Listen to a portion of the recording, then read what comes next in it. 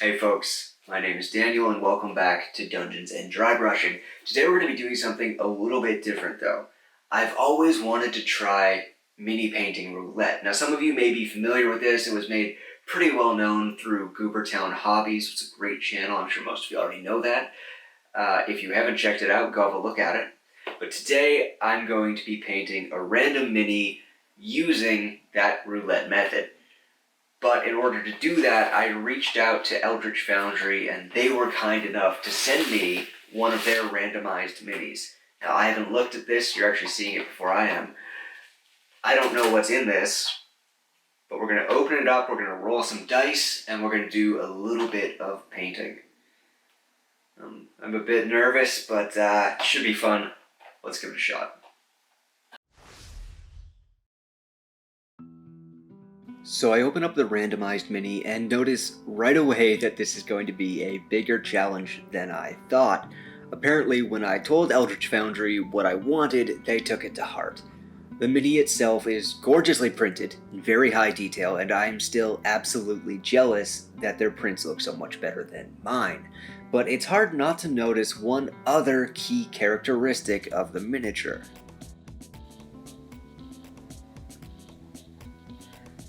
You guys seeing what I'm seeing? Alright, so this is a sci-fi mini. This is gonna be cool. I haven't painted a sci-fi miniature since I was about 18, and that would have been your basic white bread space marine.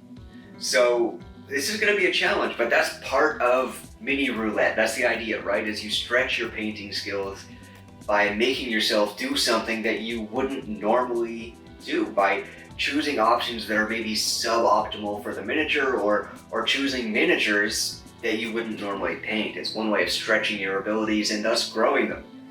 And going into a whole different genre seems like a cool way to do that.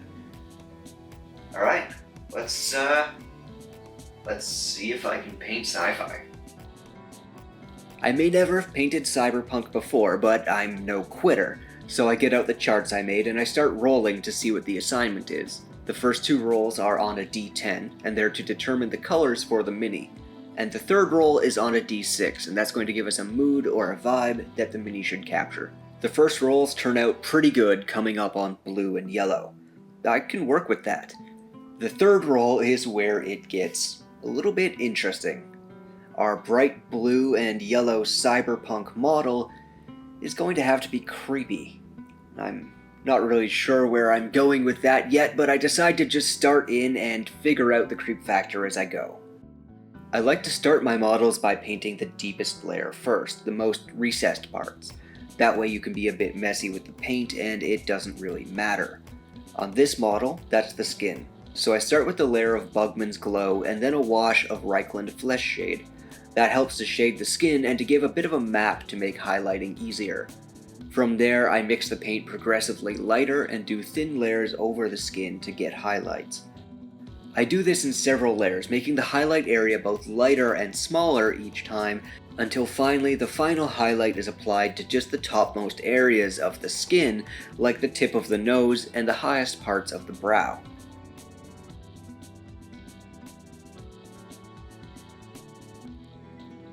With the safe part done, it's time to bring in the first roulette color. Now when I think cyberpunk, I think bright, garish colors, so I want a really vivid blue. I use the exact same method that I did with her skin tone. I start with my shadow color, and then paint over the majority of it with my midtone. In this case, that's blue and sky blue from Proacryl, who, crazy as it may seem, named their paints after colors, instead of calling them, I don't know, Death Turnip Anger Shade, and then expecting you to know what it is. Anyway, once those basic highlights are established, I add a bit of Vallejo's Glacier Blue for the final round of highlights. This is really just an edge highlight on the top edges of the cloth to increase the contrast where it meets the skin and where the light would be hitting it the most.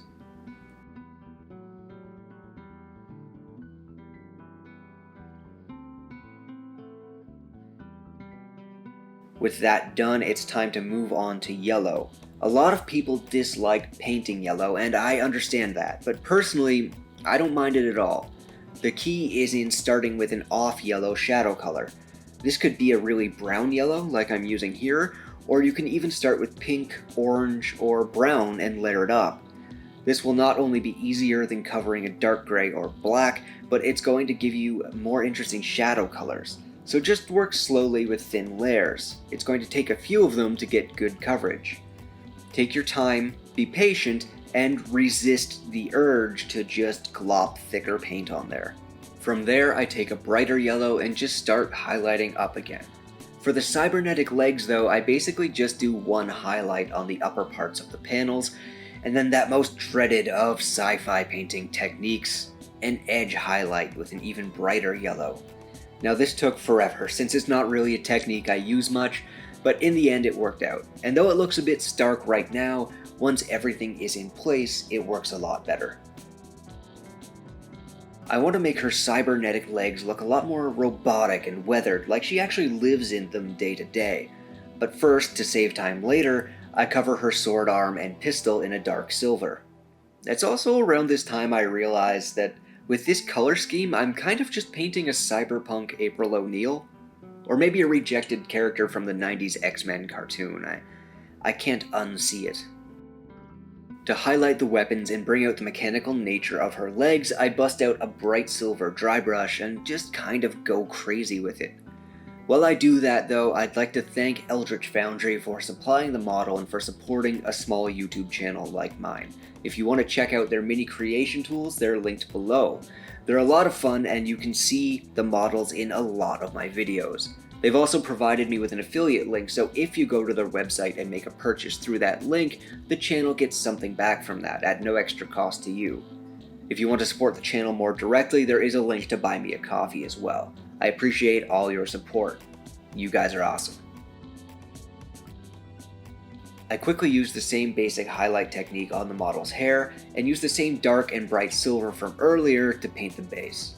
Once dry, I went over the base again with plasmatic bolt speed paint in hopes of bringing in a bit more blue to the model. It's a pretty basic paint job, I won't lie. I had no idea what to do with a cyberpunk base. I was definitely willing to settle for it being not distracting and for bringing in more of our roulette color. And finally, I decided on an oil wash for the model. I used Payne's Gray, which is really sort of a dark, desaturated blue, and put it over everything. Some of it will get removed later using white spirits, but this is going to not just weather things, but also bring that roulette blue into all of the shadows as well, unifying the color scheme and making it all just a bit more interesting to look at.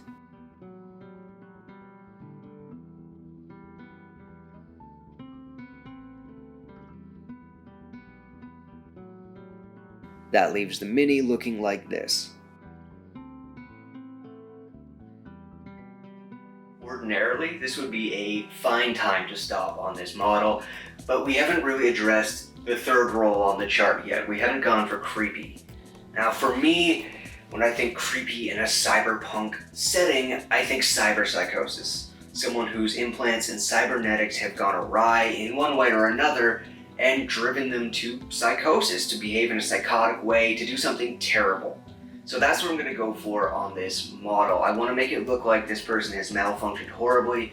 They've completely lost control of their actions and their body and mind. And to me, what's so creepy about this is that it's such a human thing.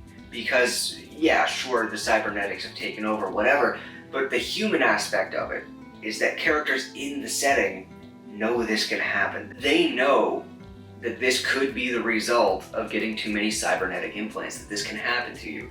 But they think to themselves, it won't be me, I won't be the one. And that's such a human thing. We make decisions like that all the time in real life, where we know it's incredibly risky, that this is the kind of behavior that causes people to die or be seriously injured. And we still make that choice, we still do it. And to me, that's so incredibly human that it makes cyberpsychosis a much creepier thing. So that's what I want to go with to amp up the creep factor on the model. And to do that, I first turn to my old friend Uhu Glue. This is a sticky, stringy sort of glue that's great for making a mess on your minis. So I streak some of this across the model's sword arm and then connect it to her leg, showing her in the middle of a messy, nasty kill. And once that's done, I break out some blood for the blood god and use it to paint the streaks of glue. But that's not all. Though it's hard to capture on camera, I painted streaks of blood coming down from her eyes, like her neural implants had gone haywire. And on top of that, I added some creepy, bloody finger painting to the back of her jacket, hopefully helping to drive home the complete psychotic break the characters had.